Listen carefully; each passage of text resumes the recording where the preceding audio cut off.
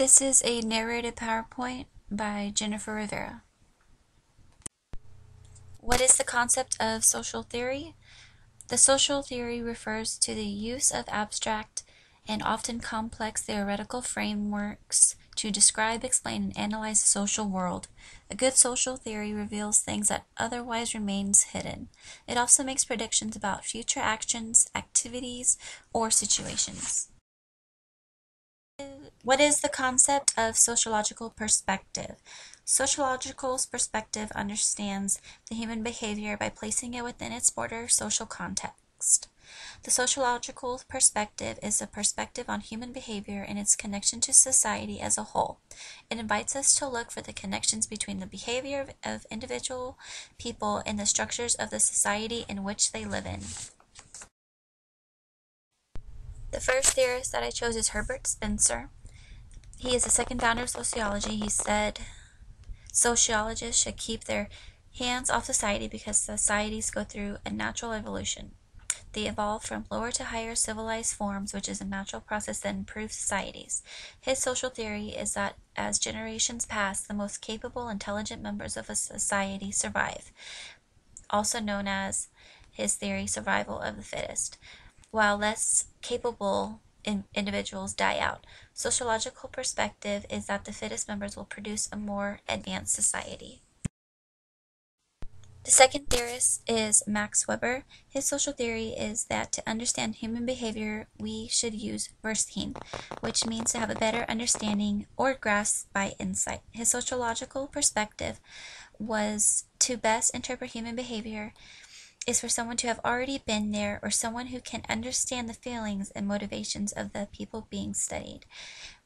We must use a subjective outlook and meaning when interpreting someone else's situation.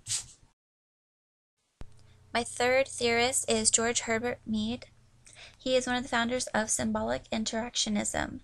That is a theoretical perspective in which society is viewed as composed of symbols that people use to establish meaning and also develop their views of the world and how they communicate with each other. His theory is that society depends and relies on symbols. Some symbols would include the meaning of marriage to us or the meaning of divorce, and other examples can be used. The social theorist that I chose that closely represents my ideas is Max Weber. Symbols for my life are I like to have a better knowledge of the society and people that are in it, and I try not to be ignorant.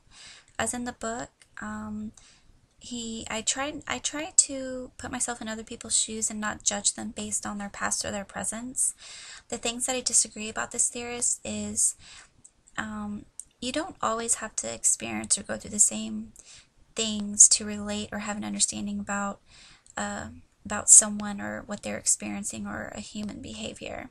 I believe that you can, have an insight and just relate with someone based on emotions and having a kind heart.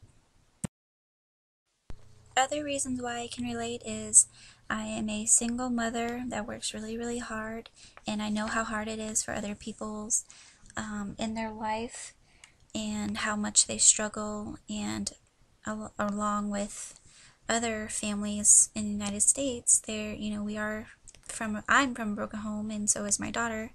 I am in school, struggling with debt and trying to raise my daughter and trying to do the best that I can. And that's why I want to be a nurse, because I believe I do have a good understanding of sociology and human behavior and why people do things the way why people do certain things, and I like to be there for them and relate with them. Herbert Spencer versus Max Weber. Herbert Spencer is very much about survival of the fittest, and Max Weber is about to understand. Herbert Spencer, I think, has a stronger aspect of the way things are for society, meaning he wants the strongest to prevail.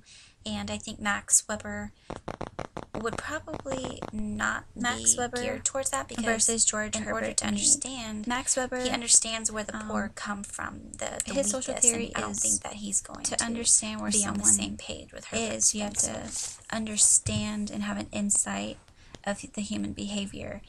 And George Herbert Mead is all about symbolism, you know, the symbolic interactions with individuals, and people put symbols to link themselves, to have an emotional connection. And I think in order to have symbols, you have to have some type of understanding, and that's pretty much it for that one.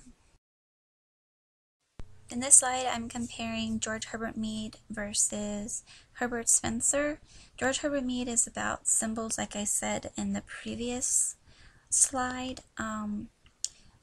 It pretty much basically says that individuals develop a sense of themselves through symbols, and Herbert Spencer is about survival of the fittest. If you are trying to survive, you know, and trying to be, I guess, like the top dog, there must be some type of symbol that you're relating, or something that you're striving to do that for. Either it's for men versus men, for family, for things like that. And in order to have symbols, you need to have an understanding of what is going on in the society, and linking that things that are in your life.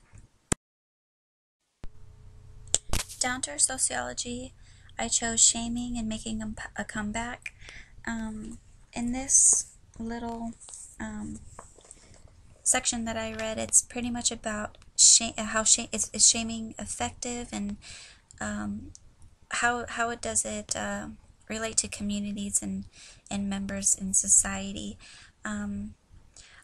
Herbert Spencer would pretty much mean survival of the fittest. Would he be opposed to shaming? Probably, because once you put a shameful mark on something, you're not gonna want to do that. And if you start imposing that, or influencing that in a society, the better off you're going to be, make individuals want to be better. For Max Weber, he wants to have a better understanding. I think that he's going to be against shaming.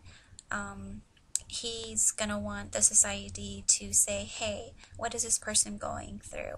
What are they experiencing? Is there a reason why they made this decision to do such an act, and so on. George Herbert Mead is about symbols. I think he would be for pro-shaming. The fact that he is all about symbols, and once you put a symbol on an act like that, I mean, you could be shaming your family, you could be shaming your children, and so forth. Cultural diversity, dogging in England. This little passage that I read was pretty interesting. It was about a strange concept called dogging, which means that there's a form of sex in public by strangers, and these strangers meet through the internet, and they go to a public place, and then they have sex in front of strangers. And I think that that's, I mean, in England, they're very more provocative and more open about their sexuality opposed to Americans. And I think that that's where they're very diverse in this aspect. I think Herbert Spencer, survival of the fittest, I think, I want to kind of say a joke about this. I mean, if there's strangers watching and they see, a masculine man having sex with a woman, and he looks at himself, he's like, whoa, he might have better performance, or he might have a better body. He might have, an idea of, what to become there. Max Weber is about a better understanding. I think he would probably approach this as, okay, I'm in England, I have to completely understand their culture, I mean, their outlook on life, and if this is, something that's going around very hip, I think he would have to have a better understanding, why are these people doing this? Is it for, playful reasons? Is it to, provoke other people? I mean, is it to, just the excitement? I think he would possibly either have to experience that or not experience that. Either way, yeah, that's pretty much about that.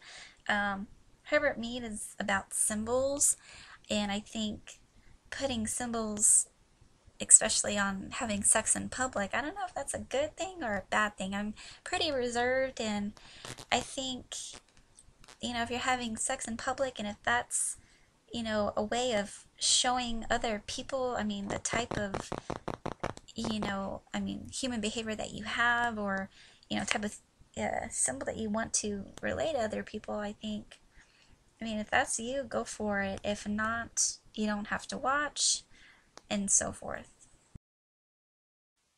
Thinking critically, I chose The Nation's Shame, Children in Poverty. I chose this one because I can very much relate to this. I grew up in poverty. My mom was a single mother, and I'm a single mother as well. And this article is pretty much goes through the samples and the percentages of births to single mothers, and it pretty much explains how, not explains, you question why are there so many children, millions and millions of children that are living in poverty, without food, without shelter, with single parents or not with parents, in America. Why are they suffering? Right now it says that it's 8 times higher for a single woman to have 2 to 5, births. And why is there so much poverty when America is supposed to be like the Holy Land, like freedom, and everyone comes here to prosper? I don't think that that's the case. There's so many people that are struggling, and especially the children. Children should be ultimately put first. I think Herbert Spencer, Survival of the Fittest, I honestly think he wouldn't give a damn about the children in poverty. He would think of them probably low as dirt, like they probably don't matter. They're just a waste of space. Max Weber, I think he would go into, you know, probably go to the slums, go to, just to experience what it is like to live in poverty, and to experience, not eating for days, or, not having running water, not having food for meals, and etc. George Herbert Mead would be about, symbols. What are these children, using symbols for? Of course they have hopefully a mother and a father. Are they, how are they getting through life? What is their meaning, on this earth? They're probably thinking that there is no meaning at all, because of the hardships that they're going through. And this is the end of my presentation. I hope you enjoyed it, and thank you for your time. And